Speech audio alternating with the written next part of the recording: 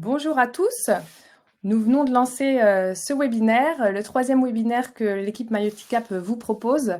Vous n'avez jamais été aussi nombreux à vous inscrire, donc c'est vraiment chouette. Là, vous êtes 95 à nous avoir rejoints. On accueille aujourd'hui Hélène qui est avec nous, Hélène qui est sage-femme libérale au Soleil, dans le sud de la France. Et je vous laisse vous présenter, Hélène, tout simplement, rapidement. Donc bonjour, oui, je suis Hélène Octo, sage-femme libérale à Antibes et également membre URPS pour la région PACA. Merci Hélène d'avoir répondu à notre invitation. En fait, le webinaire sur les cotations a été sollicité lors d'un sondage au moment de notre dernier webinaire sur la télé-expertise. Et puis, au support quotidiennement, on a beaucoup de questions de sages-femmes autour des cotations. Du coup, on a osé se lancer parce que c'est un vaste sujet où il faut être précis. Donc, on espère aujourd'hui qu'on va être le plus précis possible. Et puis, on a travaillé un petit peu pour faire en sorte que la compréhension soit la plus simple pour les uns et les autres. Alors, donc du coup, Hélène et moi, sage-femme, on va répondre à vos questions. Et puis, nous accompagne aujourd'hui Aurore et Alice de l'équipe support de Myoticap qui répondent à vos questions cotation déjà au quotidien. Et puis Boris qui nous a rejoint tout dernièrement pour la communication. Donc, ils sont là aussi pour faire en sorte que tout se passe bien aujourd'hui. Alors, du coup, voilà un petit peu notre programme. On va vous donner quelques petites explications le temps que vous puissiez poser vos questions. Et puis, ça sera surtout une séance de questions-réponses aujourd'hui. Alors, à votre disposition sur le support aujourd'hui, eh bien, vous avez un chat que vous pouvez déjà utiliser pour pouvoir communiquer entre vous en direct ou bien avec nous par écrit. Vous avez le pictogramme avec le point d'interrogation pour pouvoir poser vos questions. Donc là, vous avez quelques minutes pour écrire vos questions tranquillement et puis nous pourrons les prendre à l'écrit ou à l'oral. Ce qu'on aimerait, c'est que vous puissiez voter, liker des questions et c'est les questions les plus likées que nous pourrons aborder en priorité. Et puis, si nos réponses vous plaisent, si ça me permet d'éclaircir un peu certains points des cotations, n'hésitez pas à réagir avec le petit pictogramme smiley.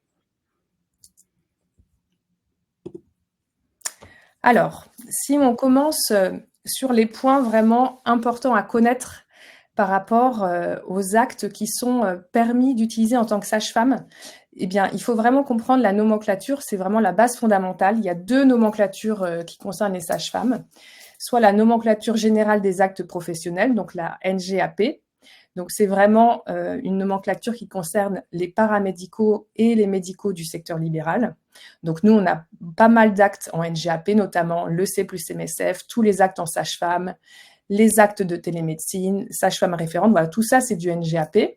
Et puis, il y a la CCAM, qui est la classification commune des actes médicaux. Donc, ça, c'est vraiment commun aux médecins, aux chirurgiens dentistes et aux sages-femmes.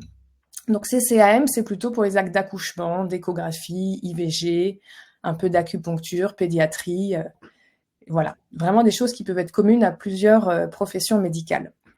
On a remis un peu cette couleur rouge et bleue, puisque dans le logiciel Myoticap, pour ceux qui l'utilisent, c'est ces petites couleurs qui sont utilisées. Alors, ces nomenclatures, elles sont regroupées dans la Convention nationale des sages-femmes, qui a été conclue en 2007 entre la CNAM et les syndicats. Et puis, cette convention, elle est amenée à être revue au fur et à mesure, avec l'évolution de la profession et ce qui peut être négocié par les syndicats.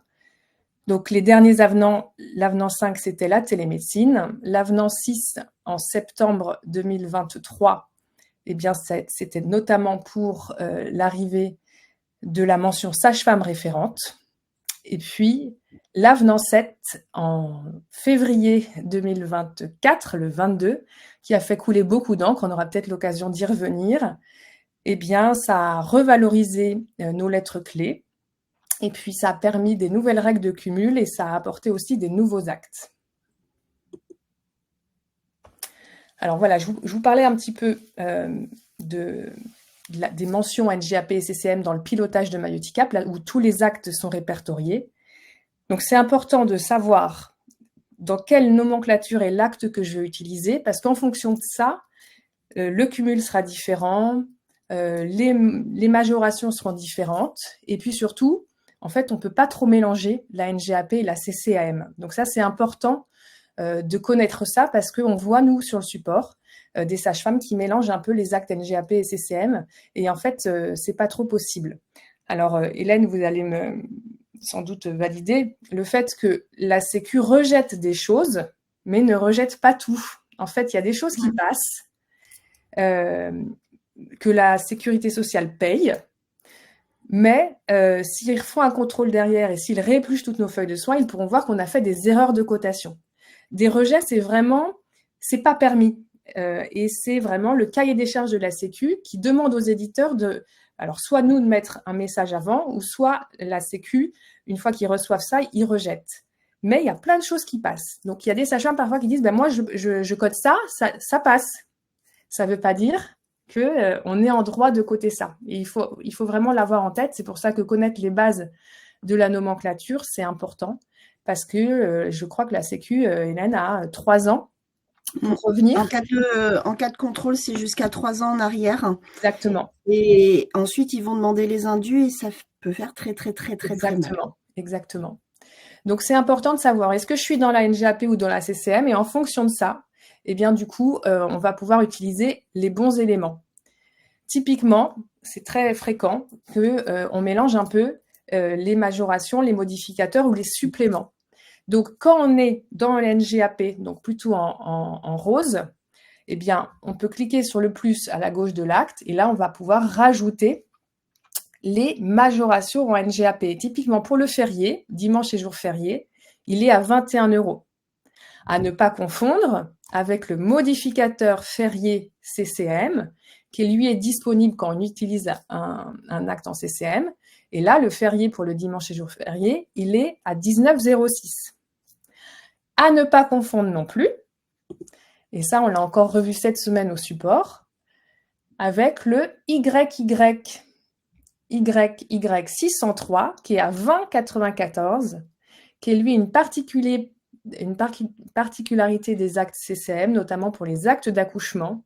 On peut majorer le modificateur avec le supplément CCM. Mais nous, on voit des prados qui passent, des sages-femmes qui font des feuilles de soins avec un SF 16.5 et qui finissent par un YYY. La Sécu ne rejette pas. On perd quelques centimes, pas grand-chose. Mais par contre, effectivement, s'ils viennent faire un contrôle, il pourrait y avoir des éléments, éventuellement des indus. Je ne sais pas comment ça pourrait se passer, mais en tout cas, il y a un mélange. Donc, si c'est un Prado, c'est le F du NGAP et non pas des choses du CCM. Voilà, donc si jamais il y a un contrôle Sécu, donc normalement leur programme fait que ça va bloquer automatiquement sur certaines choses. Les associations NGAP, CCM, en général, ça bloque pas chez eux parce qu'ils ont quelques cas de figure où ça peut se mettre ensemble, donc c'est très obsolète leur système. Par contre, quand ils vont commencer un contrôle, on est dans leur viseur pendant des années et des années. Alors, pas personnellement, mais mon collègue kiné a eu 5 contrôles en 4 ans. Voilà. Donc, et pour des sommes qui sont les dernières sommes dont on a parlé avec lui, c'était dans l'ordre de 30 000 €. Hein. Surtout, ce qu'il faut, alors, il ne faut pas avoir peur des contrôles, mais par exemple, là, une sage-femme qui va se tromper, qui va utiliser cet YY à 20,94, si elle fait ça à chaque fois, elle perd quand même quelques centimes par-ci, par-là. C'est surtout ce qu'on a envie de faire passer aujourd'hui, bien coté, pour en fait avoir finalement l'intégralité de l'argent qu'on pourrait percevoir pour cette cotation, en fait. C'est surtout ça. Alors, en ce qui concerne les cumuls d'actes, c'est pareil, les choses sont différentes entre la NGAP et la CCM. Donc, pour la NGAP, automatiquement, le logiciel va faire passer le deuxième acte à 50% de son coefficient. Et il faut toujours mettre le premier acte le plus cher en premier et le deuxième le moins cher en deuxième position. Et c'est lui qui va passer automatiquement à 50% par le logiciel. Par contre, quand on est en CCM, et là je vous ai mis une petite capture d'écran de notre pilotage, Pareil, on va cliquer sur le plus à la gauche de l'acte et on va choisir le code d'association. Pour l'acte le plus cher, on va choisir le 1. Donc, par exemple, quand on va faire une pose d'un DU et un frottis, on va mettre le code d'association 1 pour la pose du DU. Et pour le frottis, on va lui positionner le code d'association 2, ce qui fera passer le deuxième acte à moitié prix. Mais c'est une action manuelle de la sage-femme qui est requise pour les actes en CCAM. Alors, en ce qui concerne la consultation, on a beaucoup de questions au support par rapport à ça. Une consultation, donc le C plus MSF, toujours ensemble, pas que le C tout seul. Là, c'est pareil, on perd de l'argent si on ne met pas le MSF. Donc, c'est systématique de mettre le MSF.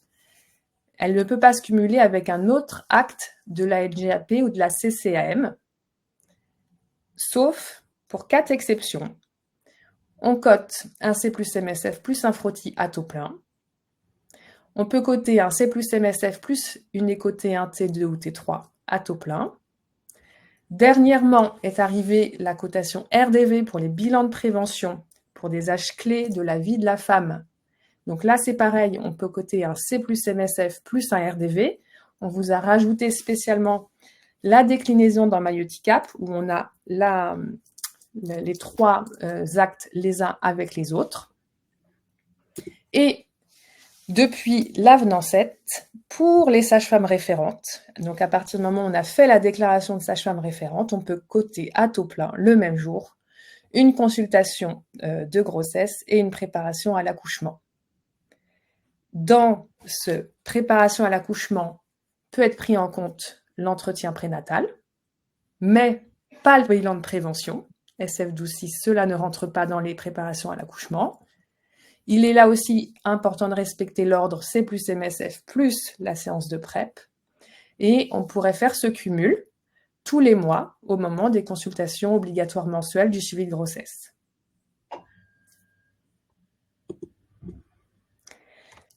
En plus, par rapport aux règles de cumul au moment de l'avenant 7, est apparue la possibilité de cumuler à taux plein 2 séances de préparation à la naissance le même jour. Donc là encore, l'entretien prénatal peut être pris en compte dans ce cumul d'actes. Donc, c'est normal qu'on puisse coter un SF15 et un SF11.6 à taux plein, par exemple, le même jour. Le bilan de prévention ne faisant pas partie des séances de PrEP, il n'est pas pris en compte dans ce cumul. Là aussi, toujours prendre en compte l'ordre de cotation avec le plus cher en premier, le second en deuxième position. Et pour facturer 2 actes identiques le même jour, parce qu'on n'est pas obligé de faire 2 cotations distinctes, on peut faire par exemple 2 SF12 le même jour. Dans ce cas-là, eh bien, comme on ne peut pas modifier la quantité, en tout cas sur notre logiciel, on ne peut pas modifier la quantité et mettre la quantité à 2, il faut faire 2 factures et on les regroupe dans une feuille de soins globale. Donc la manipulation de choisir les droits de l'assuré, etc., on ne le fait qu'une seule fois lors de la création de la feuille de soins globale. Alors, des déplacements et cotations, on a essayé de schématiser ça parce que c'est souvent un peu compliqué. La base, c'est à partir du moment où je regroupe mes affaires, que je prépare mon sac, mon monito, ma balance, etc., mon ordi, mes lecteurs, tout ça, ça a de la valeur, donc je le cote MD ou IF. On va peut-être être amené à en reparler un petit peu après. Le MD est arrivé avec l'avenant 7 et il est à 10 € et l'IF peut être encore utilisé. Il est plus intéressant, surtout le week-end ou en soirée, et il reste à 4 €. Mais le fait de se déplacer, se mettre en mouvement, doit à chaque fois être coté dès qu'on se déplace. Alors, on a découpé les choses en 3 cas. Dans la première situation, si on va dans la même agglomération pour voir notre patient, peu importe qu'il y ait ou non un autre cabinet de sage-femme plus proche, eh bien, MD ou IF, c'est OK. Pas d'ICA. Mais on peut quand même comptabiliser les kilomètres parcourus, puisqu'avec notre véhicule, on aura quand même parcouru des kilomètres. Tout ça, c'est des frais et on va pouvoir défiscaliser avec ce nombre de kilomètres parcourus. Donc, il ne faut pas juste penser Sécu. Est-ce que la Sécu peut nous payer pour cette cotation? Il faut aussi penser à la défiscalisation et les frais qui ont été engagés pour cette visite. Si la patiente, elle est en dehors de l'agglomération, s'il n'y a pas d'autres cabinets de sage-femme entre notre cabinet et son domicile, eh bien dans ce cas-là, on va pouvoir calculer l'aller-retour des kilomètres auquel on déduira 4 km si c'est en plaine ou 2 km si c'est en montagne, sauf pour les visites et les accouchements. Donc pour cette petite histoire de kilomètres parcourus, on vous a mis un petit peu une capture d'écran du logiciel parce qu'on vous calcule automatiquement en fait les kilomètres parcourus pour que vous puissiez avoir comme ça à l'année le total en un seul clic. Donc tous les jours, vous pouvez mettre un trajet domicile-travail, ça c'est important. Là aussi, on fait des frais, des déplacements dans le cadre de notre activité professionnelle. Et donc, par exemple, si on facture des ICA, eh bien, là, par exemple, j'ai possiblement facturé 30 ICA à la Sécu, mais les 4 km que j'ai abattus, je me suis quand même déplacée pour ces 4 km, donc je peux les mettre sur ma facture comme kilomètres parcourus, et ça sera pris en compte dans le total de tous mes kilomètres parcourus dans la journée. Donc tout ce que vous pouvez déduire, parce que la Sécu ne veut pas les prendre en charge, il faut quand même les noter pour que votre total comprenne vraiment l'exactitude de tous vos déplacements et cela permettra de faire des charges en fin d'année. Alors, pareil, la patiente, elle est hors agglomération, mais il y a un autre cabinet de sage-femme plus proche du domicile de la patiente. Donc là, pour le coup, on va calculer pour défiscaliser tous les kilomètres parcourus à partir de notre cabinet, bien évidemment. Mais pour la Sécu, il faut qu'on parte de la situation du cabinet de l'autre sage-femme qui est plus proche du domicile de la patiente. Et dans la même logique, on va déduire 4 km en plaine et 2 km en montagne. Sauf si on cote une visite ou pour les actes d'accouchement, puisque là, on n'a pas l'abattement des 4 km. La petite feinte. Et si la sage-femme ne fait pas qui est plus proche, ne fait pas les domiciles, elle est malade, elle est je sais rien, tant qu'elle est inscrite sur la liste, sur le répertoire Amélie, en fait, il faut la compter. Exactement. Même si elle dit je refuse de prendre cette patiente, il faut la compter. Donc nos arrangements d'avant ne marchent pas. Il y a quand même des exceptions à ça. Si c'est rentré dans le protocole Prado où c'est la Sécu qui a dit il faut que vous alliez voir cette patiente, eh bien dans ce cas-là, on peut coter à partir de notre cabinet, même s'il y a une sage-femme plus proche de la patiente, toujours avec l'abattement de 4 km en plaine et 2 km en montagne. L'autre exception, c'est des patientes qu'on aurait vues pour des suivis en anténatal, que l'on voit maintenant en postnatal à domicile.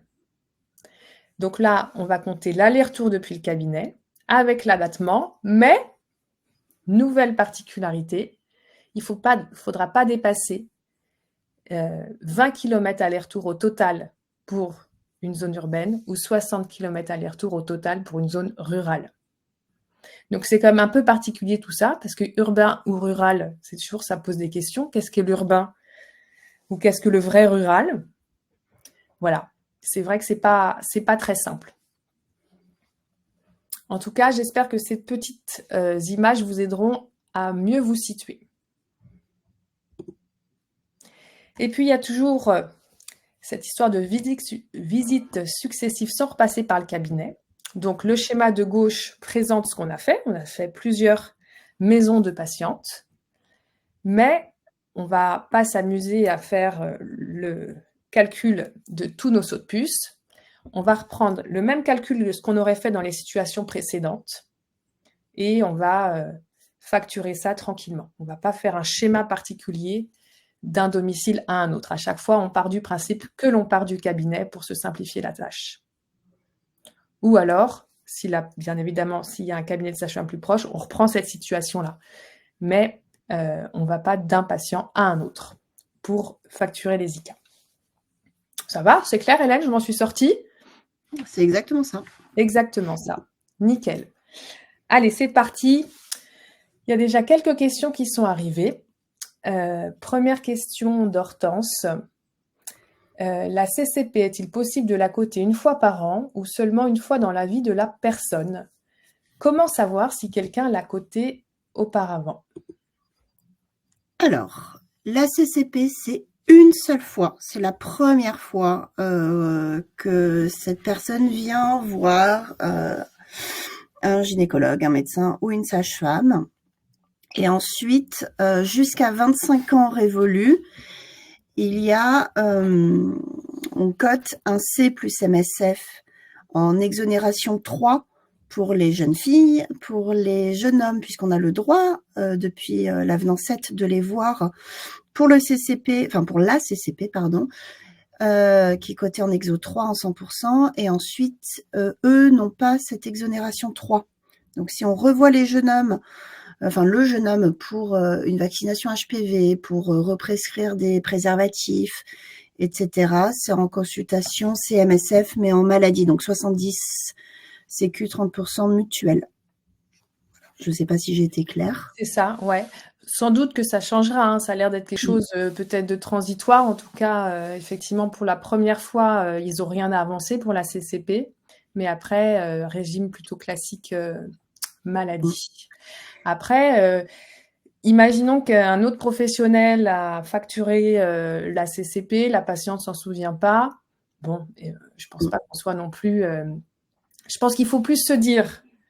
Je pars du principe que personne ne l'a coté et moi je valorise ce que je fais auprès de cette patiente aujourd'hui, plutôt que se dire c'est vraiment pas sûr, alors je n'en cote pas. La sécurité sociale ne nous met pas non plus tant de bâtons dans les roues que ça.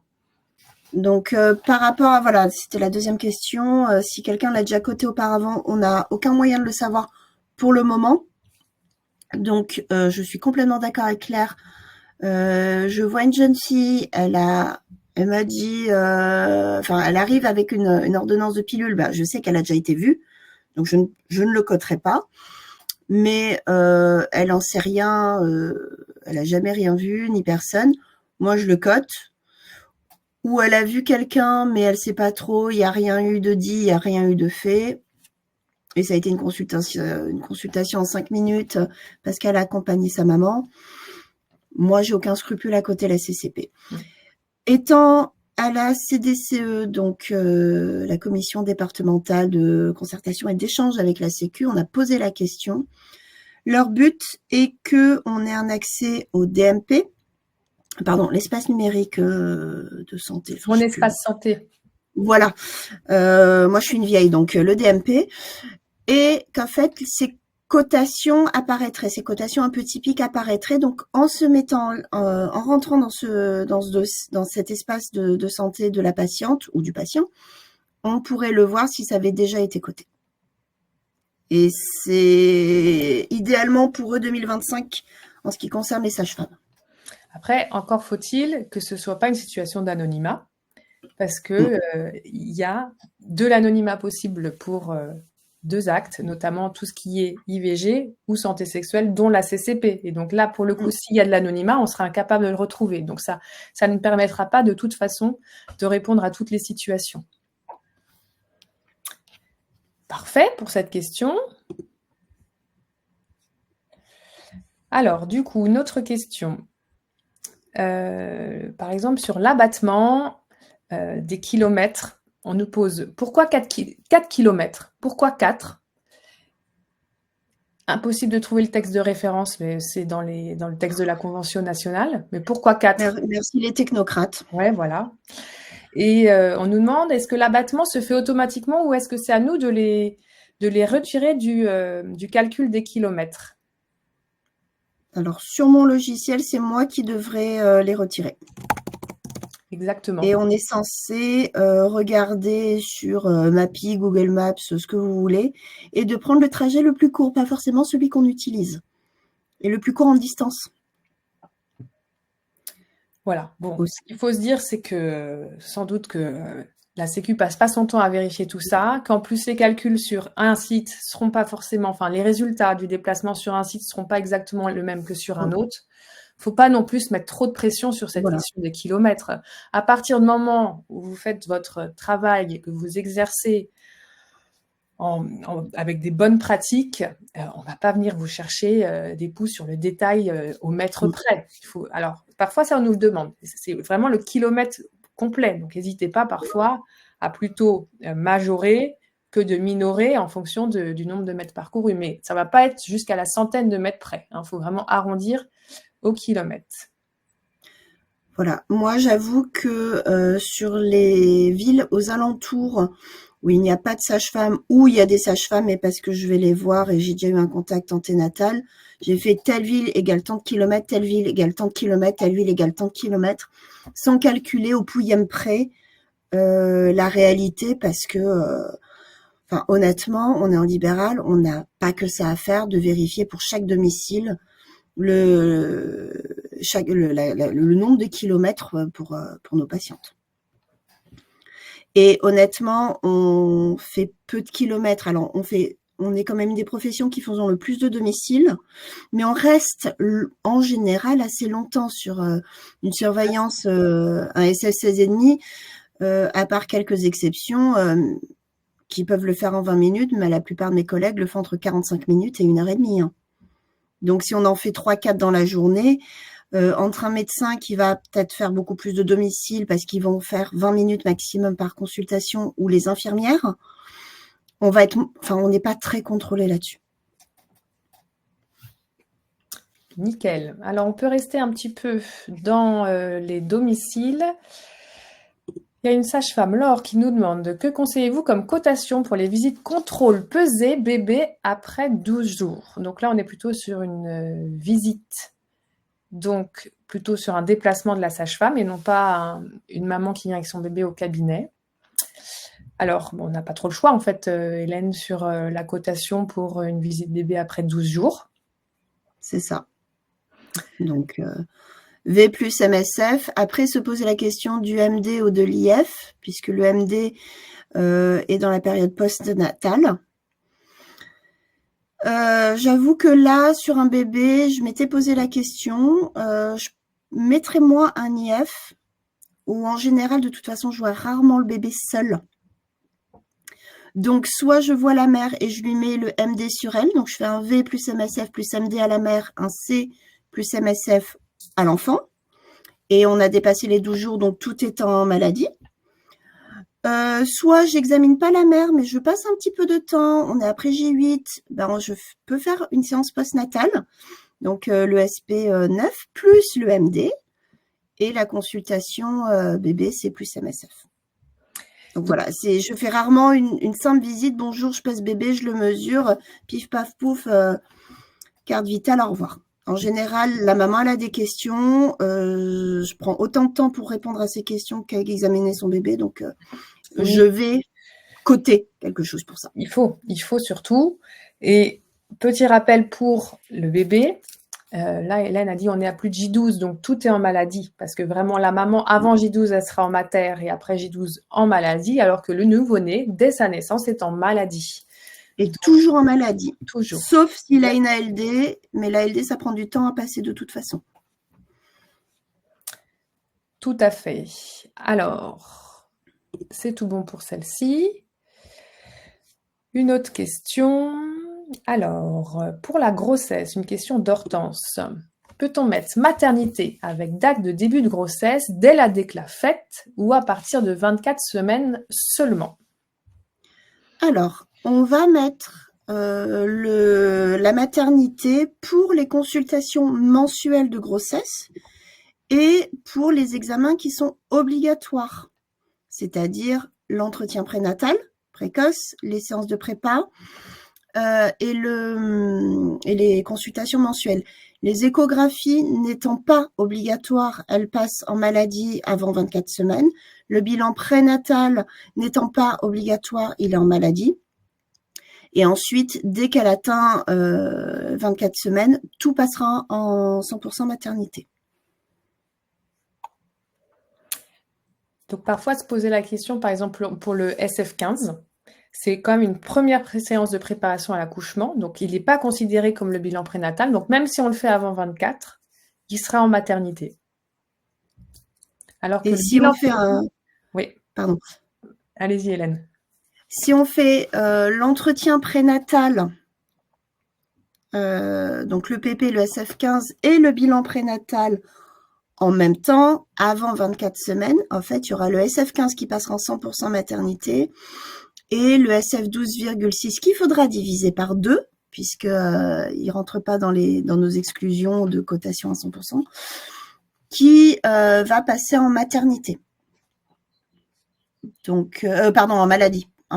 EPP en 100% maternité et le bilan prénatal en maladie avant 24 semaines. Donc, sur mon logiciel, puisque j'utilise pas MyEuthicap sur ça, le mien, il se fait automatiquement. Dans beaucoup de cas, dans d'autres logiciels, j'ai vu, il faudra faire 2 factures séparées. Oui, c'est ça, parce que côté sur une même FS maladie et maternité, quand on n'est pas sur le même régime, ça pose problème.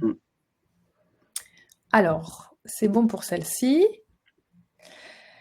Alors, c'est un petit peu autour du même sujet. Peut-on coter en 100% toutes les consultations de grossesse une fois la déclaration de fait, ainsi que la consultation postnatale? Là, on a cette histoire de consultation postnatale.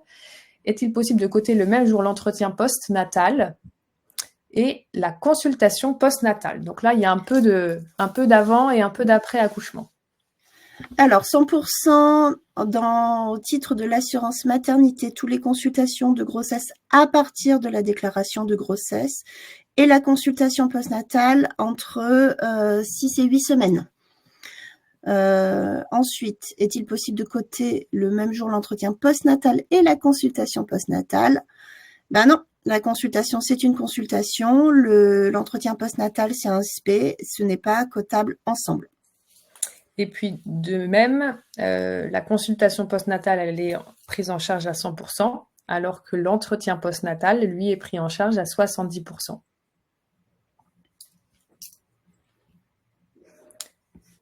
Donc, idem, si on fait un frottis pendant cette consultation postnatale, le frottis ne devrait pas être pris en 100% maternité. Idem, si on pose un DIU, on ne peut pas faire une consultation plus un JK LD001, donc il faudrait différer la pose. Effectivement. Mais voilà, de base, si on peut toujours différer les pauses pour pouvoir les facturer à taux plein, c'est ce qu'il faut faire. Voilà, merci pour cette question.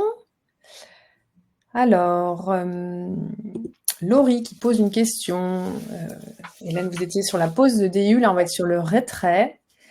Utilisation, cotation, retrait des DU, si utilisation de pince spécifique. Alors ça, c'est une bonne question parce que c'est le seul acte gynécologique qui fait partie de la NGAP.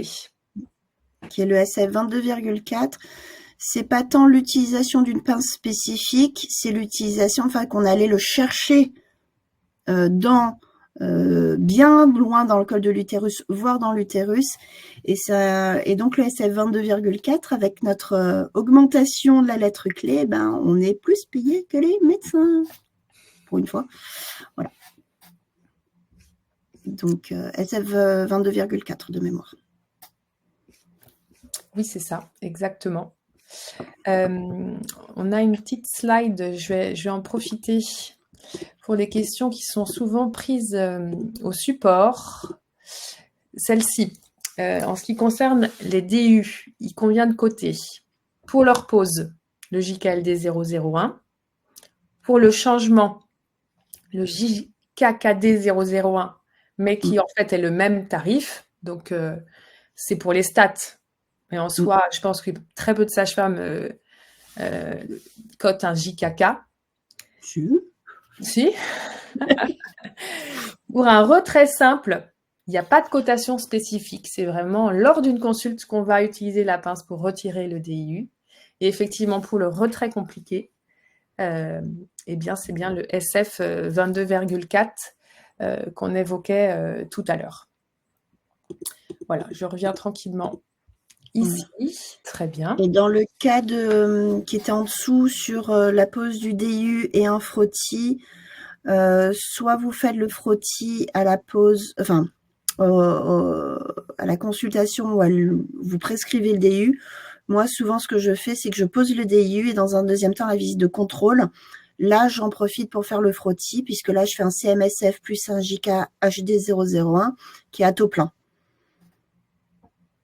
Donc, on gagne des sous. En fait, il faut toujours avoir cette logique. Il faut avoir cette logique, effectivement.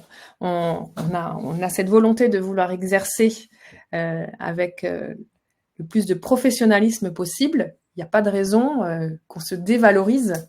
C'est assez ancré dans la profession de sage-femme. Moi, en ayant des sages-femmes tous les jours au téléphone, je sens que c'est pas facile de côté. Mais en fait, notre travail mérite rémunération. Et il faut surtout pas commencer à se dévaloriser sur ce point-là. Au contraire, il n'y a pas de problème de chercher ce qui est le plus favorable, tout en restant bien évidemment dans les règles et pas se lancer dans de la fraude à la Sécu. Mais effectivement, il n'y a pas de souci de vouloir, et c'est plutôt honorable de notre part, de vouloir se défavoriser parce que c'est vrai que c'est notre salaire qui va derrière. Et puis qui dit engagement professionnel, énergie, temps passé, si on n'a pas le salaire à la clé, ça peut démotiver. Et c'est quand même dommage. Et c'est surtout dommage de pas prendre en compte tout ce que les évolutions de la profession apportent. Il y a des sages-femmes qui parfois n'osent pas changer les habitudes, mais si, il faut y aller et il ne faut pas hésiter à le faire. Mais il ne faut pas se mettre de bâton dans les roues. La Sécu, c'est très bien nous limiter quand elle le souhaite. Et c'est aussi pour ça que la question le dimanche, pour une surveillance, là, un SF16,5, est-ce que je cote le MDD qui est la surveillance MD avec le dimanche, ou est-ce que je cote un IF plus le férié parce que c'est plus intéressant de quelques euros. C'est écrit, si on a deux cotations qui sont possibles, on est complètement légitime à prendre celle qui est la plus intéressante. Parce qu'on ne rentre pas dans une fraude. Tout à fait. Alors pour ça, on a un article, je vais vous le montrer, ce qu'on avait pour l'avenant 7. On avait fait un article par rapport à ça pour bien expliquer toutes les nouveautés avec l'avenant 7. Donc là, vous voyez, je suis simplement dans notre centre d'aide et puis avec le mot-clé, je retrouve l'article avenant 7. Et puis, on peut aller dans la partie MD ici.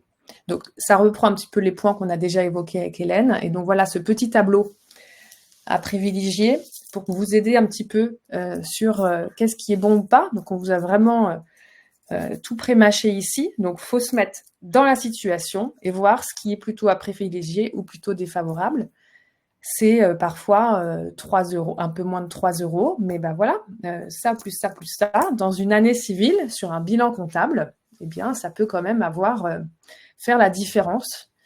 Donc, pas hésiter à vous mettre ça de côté pour pouvoir vous en épauler, tout simplement. Sachant que les nuits intenses, c'est pas pour des questions de planning. C'est parce qu'il y a eu quand même un appel qui a été fait tard, après 19h. Effectivement.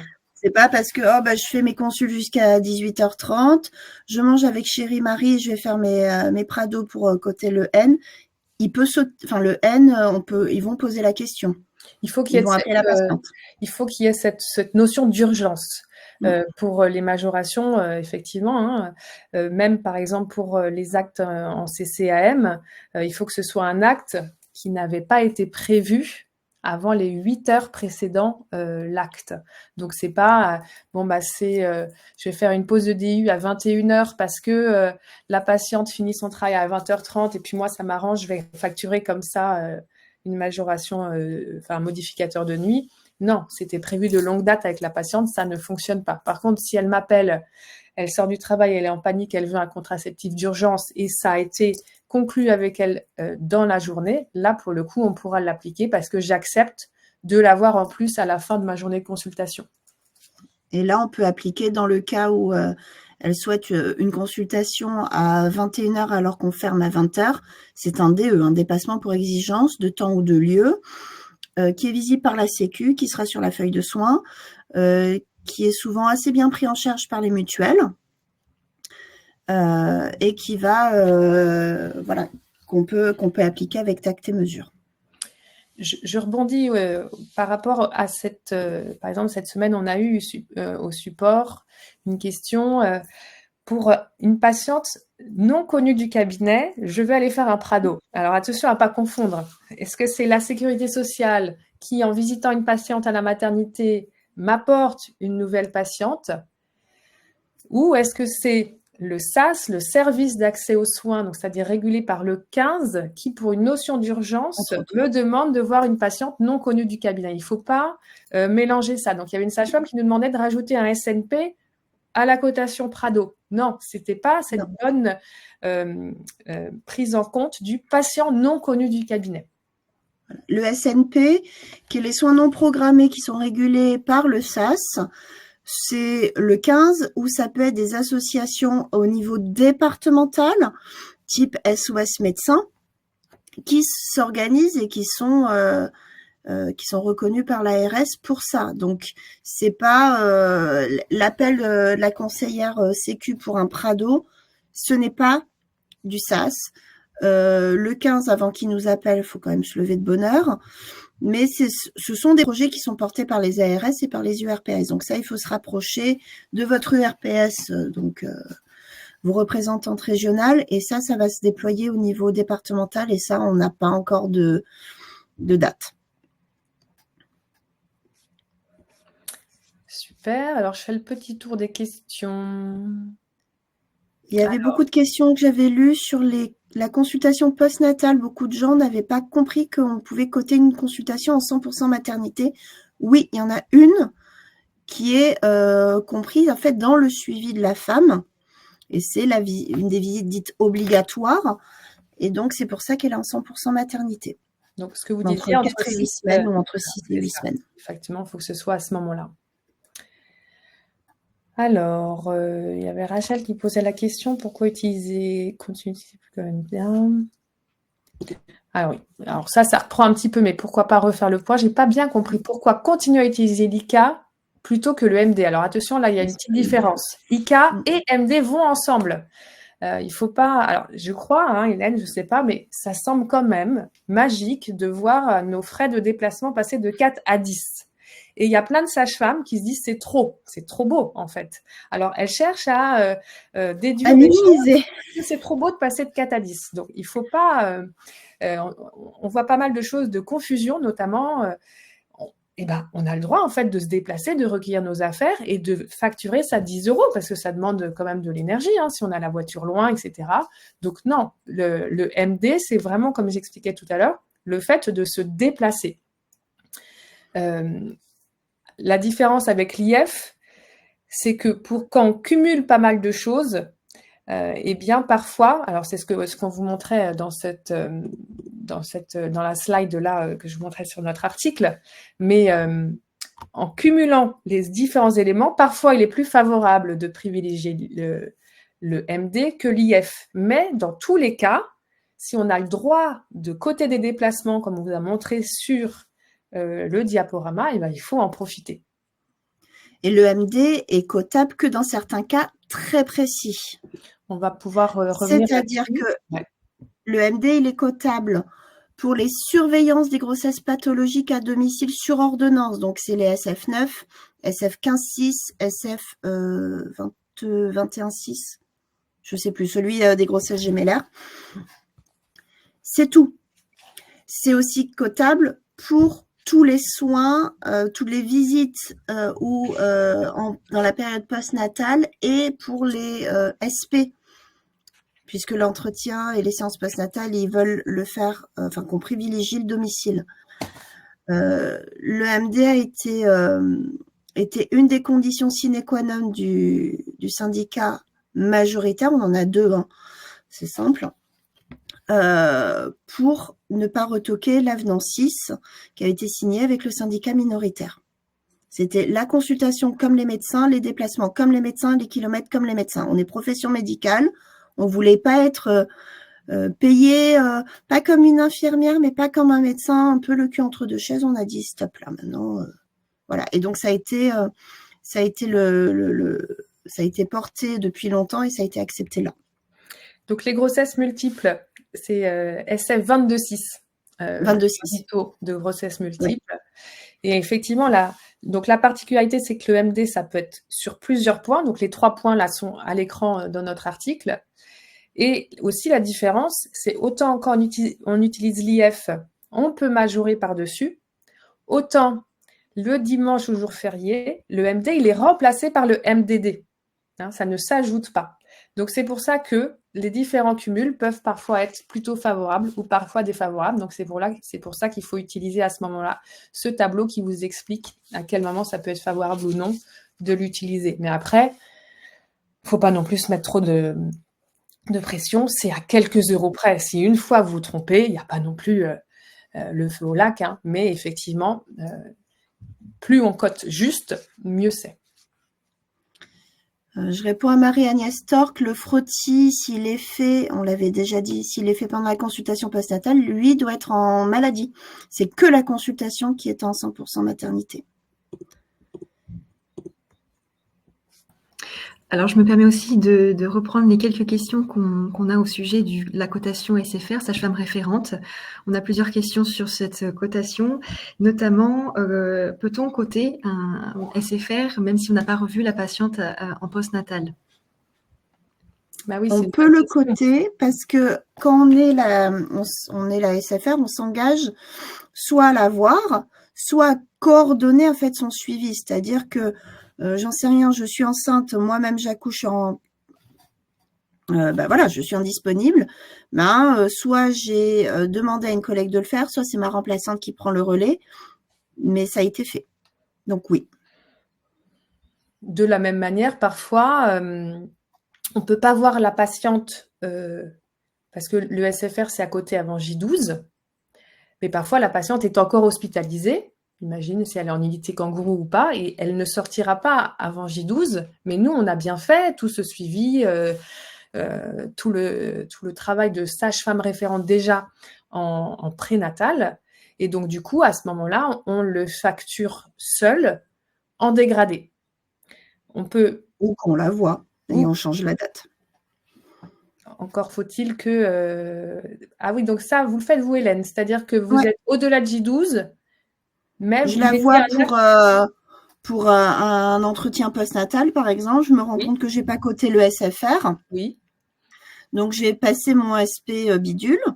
Et ensuite, je vais refaire, ou soit je suis encore dans les J12, et en maternité, en 100% maternité, je vais coter le SFR, je vais juste le mettre à une date entre J0 et J12. C'est ça. Dans ce cas-là, vous le rattrapez a posteriori. Ouais.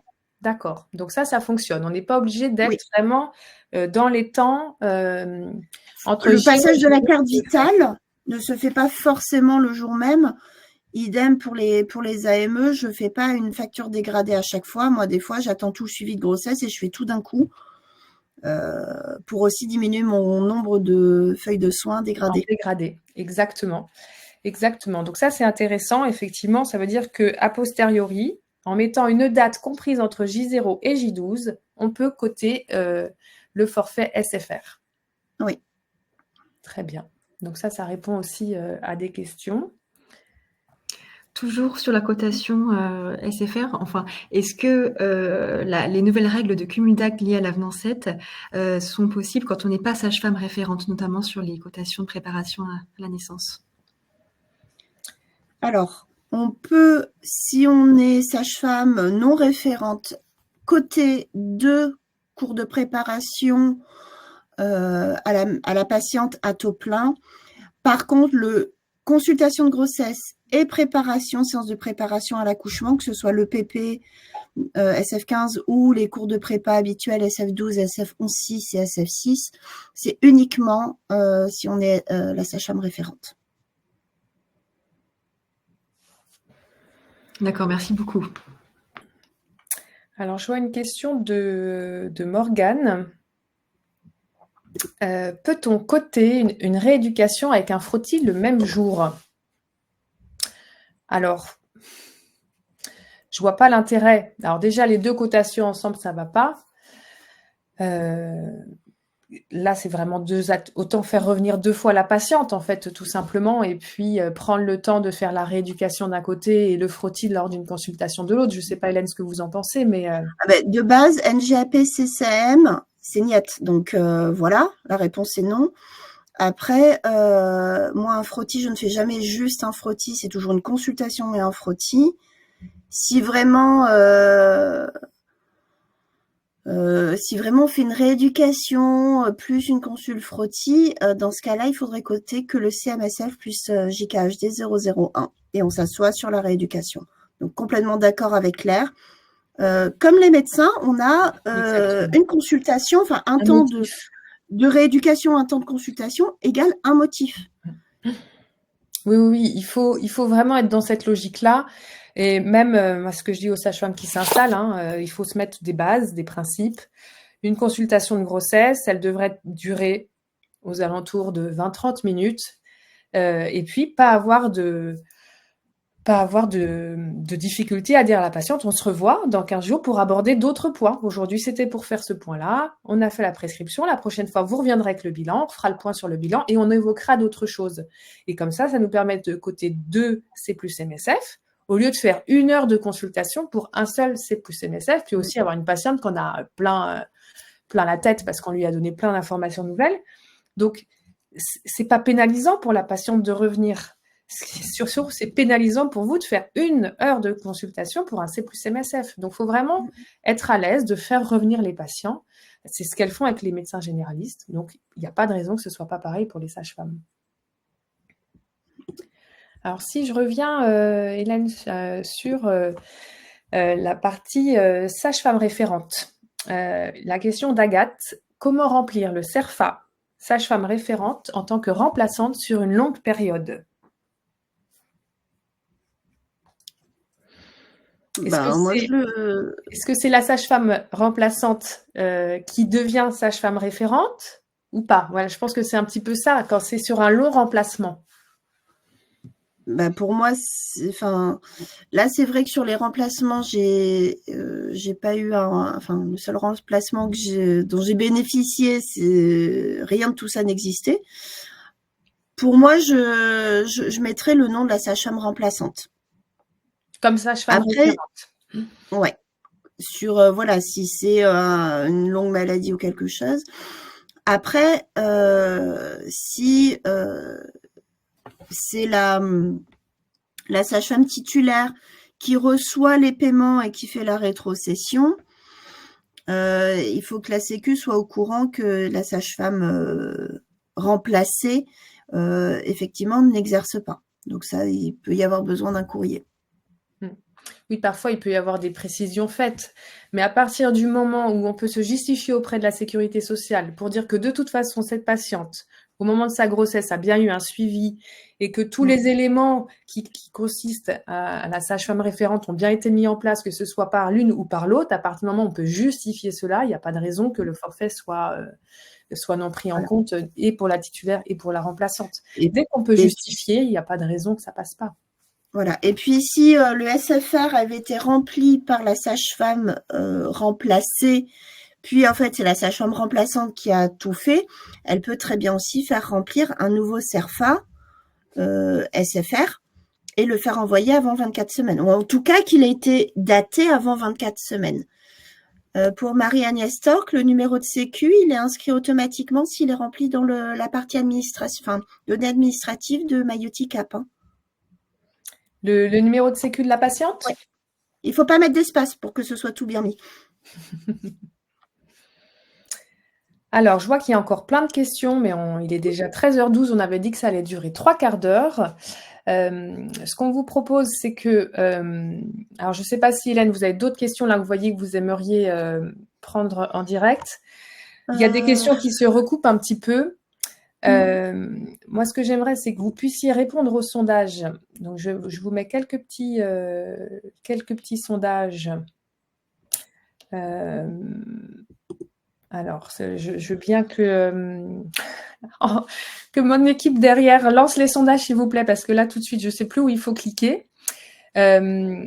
Il faut peut-être que je fasse terminer de répondre déjà. C'est peut-être ça qui On est en train de les lancer. Ouais, voilà, lancez les sondages pour savoir si ce webinaire vous a fait du bien et vous serez plus à l'aise de côté, si le contenu vous a été utile et puis s'il y a d'autres sujets que vous aimeriez aborder.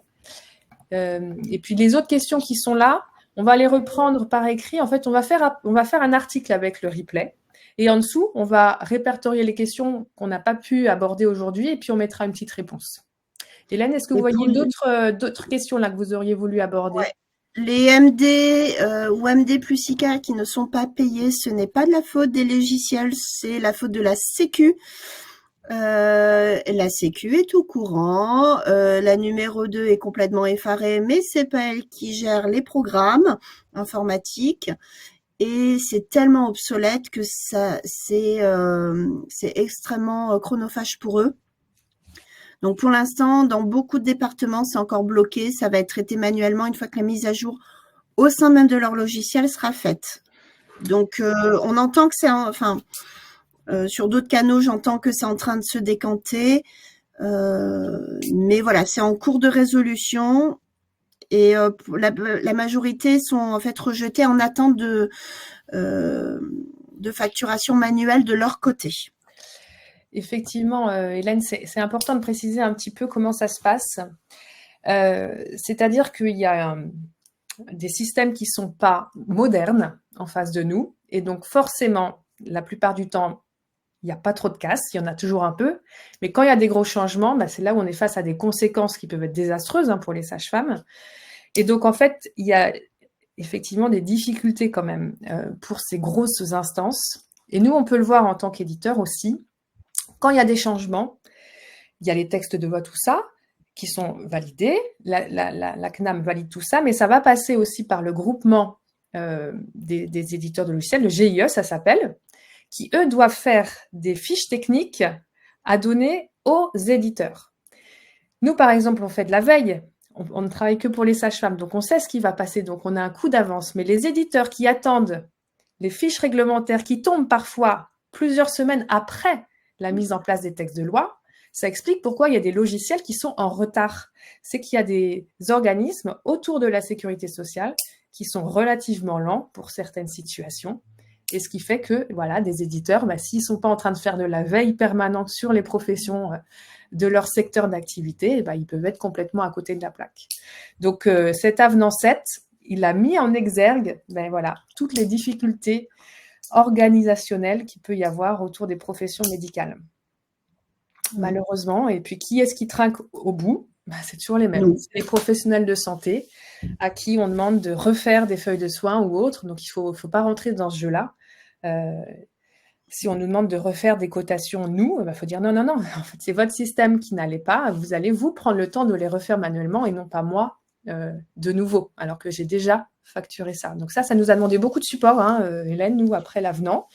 On n'aurait pas pensé. L'avenant s'est bien passé. Et puis, hop, dès qu'il y a eu les premiers rejets ou les premiers différés, ça a été difficile, mais aussi parce qu'on a du mal à comprendre qu'on puisse en arriver là. Ouais. Pour répondre à Stéphanie Jamin, le SFR, ce n'est pas un acte. C'est une cotation pour dire qu'on prend en charge une patiente dans sa globalité. Donc, même si elle reste hospitalisée plus de 10 jours, plus de 12 jours, on le cote et on ne peut pas le faire en visio. Le SFR, c'est un code en tant que tel. C'est comme le FHV ou FMV en IVG. On ne change pas le fait qu'il soit en présentiel ou en visio. De toute façon, c'est juste comme ça qu'il est mis. Je parlais sur les dernières questions que j'avais. Ouais. Une autre qui est intéressante d'Aurore, est-ce qu'il y a une dématérialisation de la déclaration de sage-femme référente? Alors, première question qu'on a demandée directement par les syndicats, c'est compliqué. Il faut qu'on mette à jour nos logiciels. C'est la réponse de la Sécu. Alors, ce sera fait, j'espère, pendant que je suis encore en activité. Donc ça, par exemple, vous aimeriez que ce soit via Amélie Pro, qu'on puisse faire la déclaration via Amélie Pro, comme peuvent faire les médecins généralistes pour leur déclaration de patientèle. Nous, on a contourné un petit peu ça, mais c'est pas non plus optimal pour les sages-femmes. Dans MyOTICAP, le CERFA, sage-femme référente, se remplit tout seul à partir du moment où vous avez l'abonnement dossier patient. Mais par contre, il faut bien l'imprimer. et le donner à la patiente. On nous demande parfois si on peut le joindre au score, mais non, ça ne rentre pas dans le score, c'est pas lié à une Alors, FSE, en tout cas pas le jour où vous voyez la patiente. Donc la dématérialisation, c'est une question. Ils refusent pour l'instant que ça passe par Amélie Pro parce qu'ils disent qu'on cliquerait pour dire qu'on est la sage-femme référente sur tous les patientes enceintes qu'on verrait, comme si on avait que ça à faire. C'est pas encore entré en ligne de compte. On peut le dématérialiser d'une certaine façon. C'est la patiente peut aller sur son espace numérique de santé, nous rajouter dans les professionnels en tant que sage-femme et faire gaffe qu'on ne remplace pas son médecin traitant. Et ensuite, rajouter la feuille score au décours d'une consultation de grossesse, c'est une expérimentation dans certains départements qui, pour l'instant, n'est pas amenée à être généralisée. Bon, il faut y croire. Il y a déjà pas mal d'évolutions ces derniers temps. Là, on a eu 3 avenants en assez peu de temps. Donc, il faut espérer que les choses bougent. En tout cas, moi, je peux noter les 2 syndicats professionnels qui ont été très réactifs pour l'avenant 7.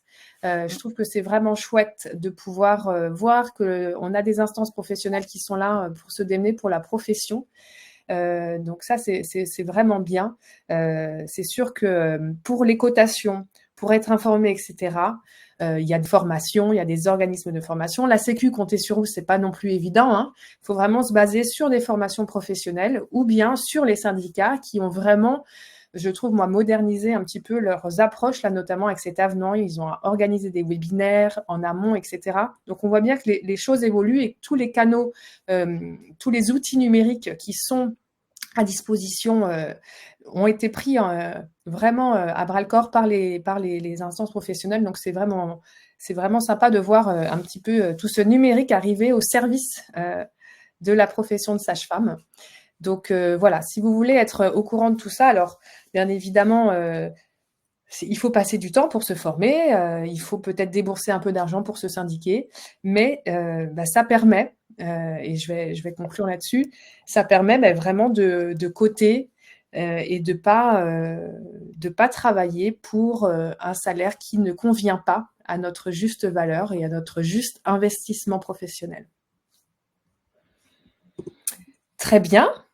Hélène, on se dit au revoir alors du coup, oui, sur ces beaux mots. Plaisir de se revoir. Merci beaucoup pour votre participation, Hélène. C'était vraiment chouette pour votre expertise sur ces sujets-là. On est disponible, nous, au support, si vous avez d'autres questions qui arrivent par rapport à ce webinaire. On va reprendre sur un article de notre centre d'aide le replay et les questions auxquelles on n'a pas répondu. Et puis, on vous partage tout ça dès aujourd'hui dans une actualité. Donc, vous pourrez y accéder dès aujourd'hui. Merci à tous. On a été quasiment 150 participants à un moment donné. Donc, j'espère que ça aura pu éclairer les uns et les autres et que vous puissiez avoir moins de frayeur au moment d'utiliser certains actes. Merci beaucoup. Bonne suite de journée à tous. Et puis, merci à l'équipe Mayoticap d'avoir répondu et suivi un petit peu ce qui s'est passé en off sur le webinaire. À bientôt tout le monde. Merci. Merci Hélène, à bientôt. Merci. À bientôt.